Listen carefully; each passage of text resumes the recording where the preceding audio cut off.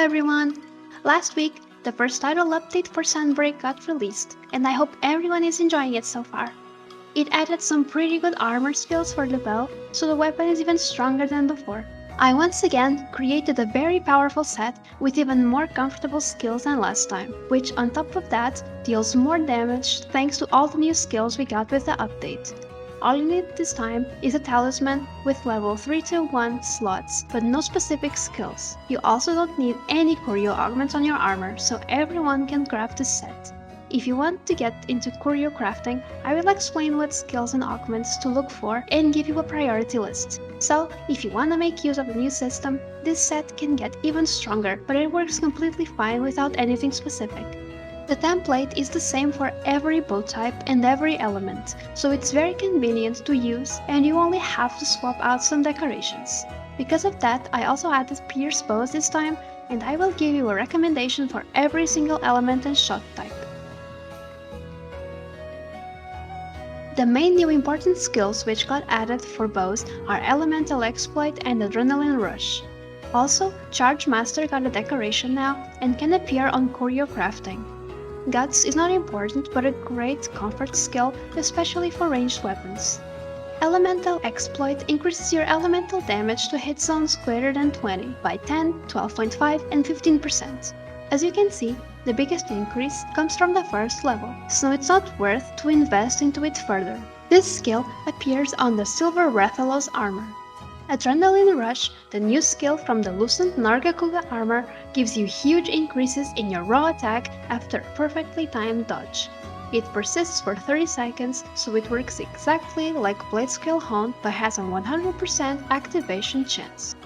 Guts works exactly like Moxie and even stacks with it. This is especially helpful with the new afflicted monsters, which can one-shot us ranged players quite easily. So now, let's get into the set. Due to the power creep, the armor pieces are almost entirely new.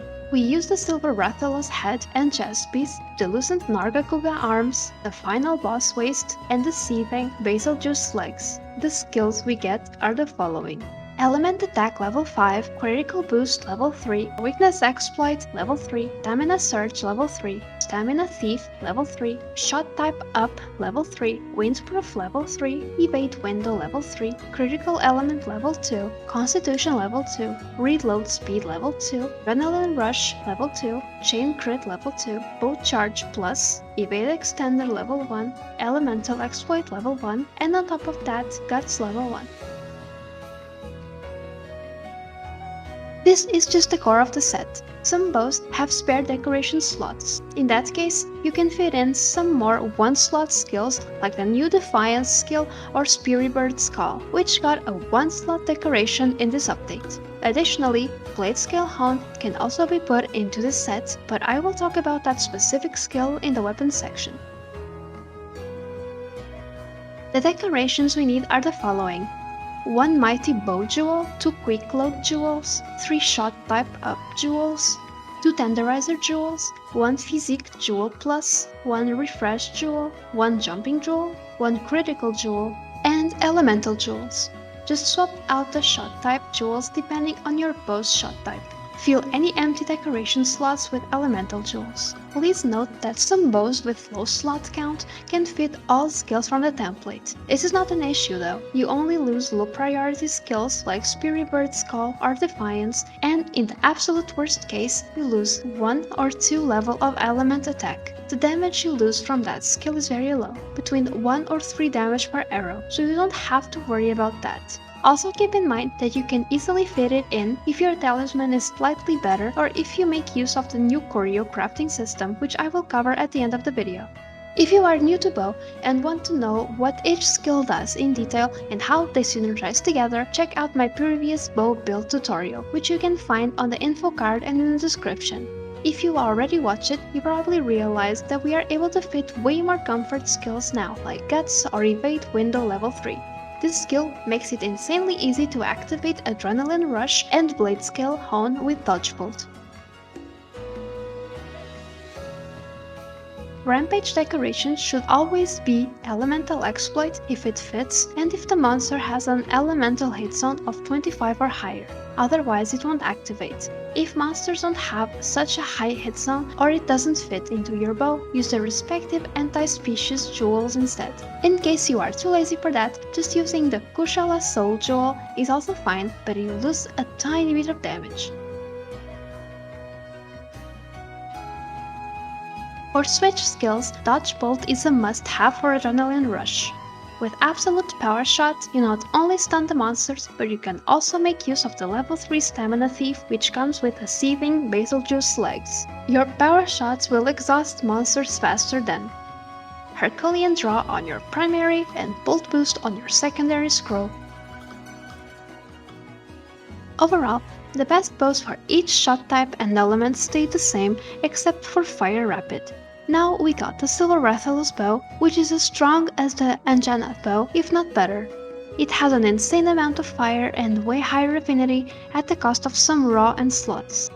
I prefer the Rathalos one because of the affinity for critical element and critical boost, and because it simply looks better, but they are both very similar in power.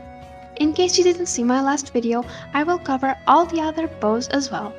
For Water Rapids, the Elysian Mana Plus from Mizutsune is the best. For Thunder, the Thundering Strike Bow Plus from Tobi Kadachi. For Ice, we have the Luna Luni Frostbow from Luna Garen, and for Dragon, the Untergang from Gore Magala. Spread bows are still the same with the Queen's Rhapsody Plus still on top for Fire. Red Crab's bow for water, Kazu's bow for thunder, Berioth's Amber Arc Valanga for ice, and Valstrak's Crimson Plume for dragon. One important note about spread bows. The fire and the water bow both can't use power coatings, but since they have many slot levels, you can easily fit in Blade Scale Hone for some extra coating damage. On the other bows it's not a must-have because power coatings still deal more damage, but it's still nice to have on longer hunts since you run out of power coatings eventually. But to get that skill, you need to use Qurio Augmentation. I didn't cover Pierce bows in my last video since I usually get even or better results from the other shot types, but they are fun to use and I have some niches where they shine. For fire, the best Pierce bow is the Creeping Darkness from Rakna Kadaki. For water, we have Royal Luthroth Throttimian Plus. For water, we have Royal Luthroth Throttminian For water, we have Royal Luthroth's Throttimian Plus. For thunder, the Oppressor's Answer from Zinogre, the Aura's Toxotes from Kushala for ice, and the Arco Tray Black for dragon. The Firebow will have a spare level 2 slot due to its high amount of slots and the Silver Rathalos armor having built-in fire attack. I recommend putting an additional critical element jewel in there. I will quickly display a graphic which shows when Pierce is actually good to use.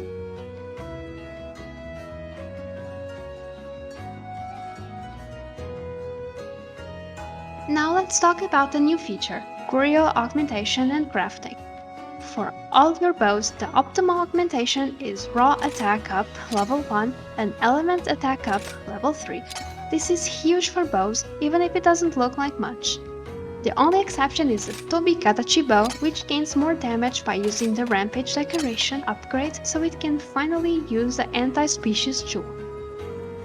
As I mentioned at the beginning of the video, this set is not dependent on any Qurio armor augmentation, but rather gets complemented by it. You should make use of that, because the set can only get better. Here is a priority list for skills you should roll for. I will explain why I choose each augment and how importantly I value them by putting them into a personal tier list.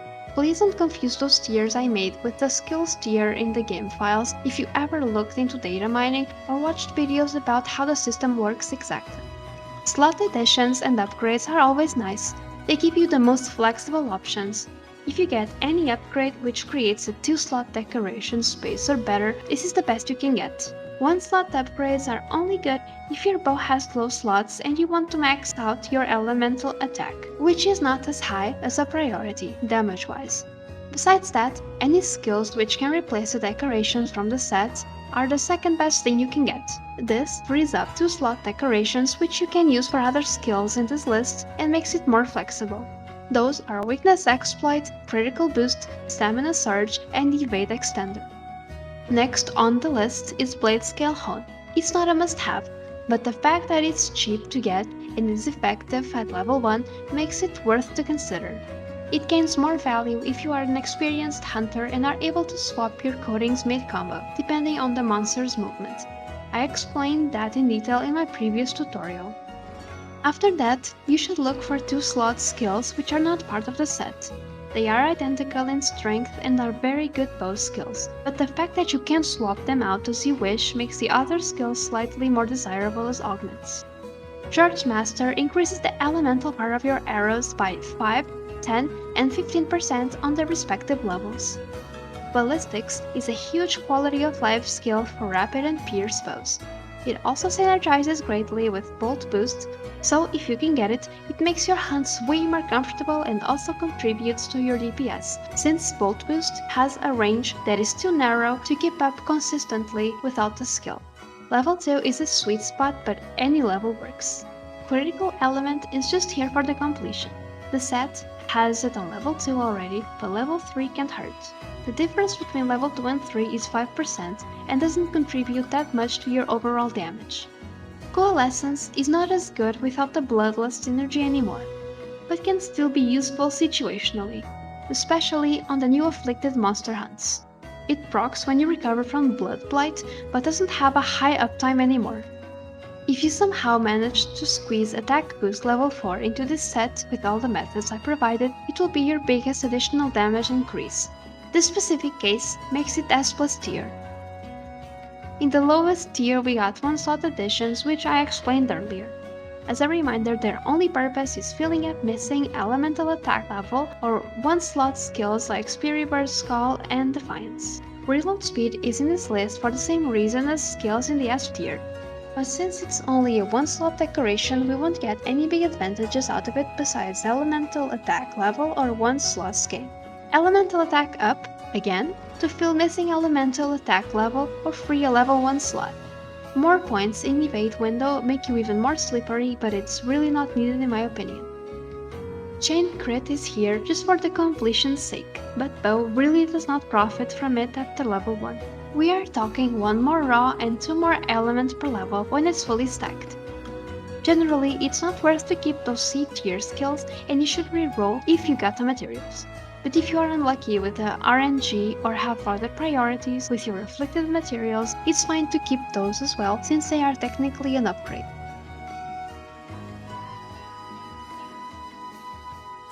So this is the end of the video. Once again, if you are not a bow expert, I highly recommend my last tutorial video. I explained each skill in detail there and also showed some bow mechanics and interactions which everybody might not be familiar with. I also elaborate on switch skills, buddies, and the different approaches on Dango, and explained how to begin the hunt in a very easy, comfortable way. I would be happy if you check it out, even if the set in the beginning is a bit outdated after the updates. Please let me know down in the comments if you have any questions or suggestions. I am happy about every comment and really love the support on my previous video and hope I can catch you guys on the next one. Until then, bye!